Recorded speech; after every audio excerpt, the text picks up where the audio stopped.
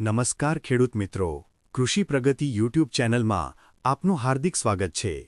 આજે આપણે વાત કરીશું ચણામાં પિયતની ભલામણો વિશે।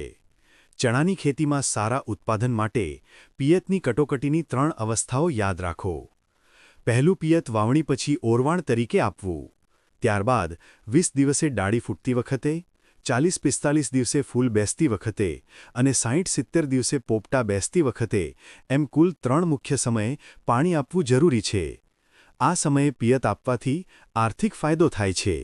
ખાસ ધ્યાન રાખો, ચણાને ઘઉંની જેમ વધારે કે ટૂંકા ગાળે પાણી ન આપવું, કારણ કે તેનાથી છોડની વૃદ્ધિ વધુ થાય છે, ફૂલ અને પોપટા મોડા આવે છે અને અંતે ઉત્પાદન ઓછું મળે છે। જ્યાં પિયતની સગવડ નથી ત્યાં ચોમાસાના ભેજનો ઉપયોગ કરીને બિનપિયત ખેતી થાય છે, પરંતુ સગવડ હોય તો પિયત આપવાથી ઉત્પાદન ઘણું વધી શકે છે। વધુ માહિતી માટે અમારી કૃષિ પ્રગતિ વોટ્સઅપ અને યુટ્યુબ ચેનલ સાથે જોડાયા રહો।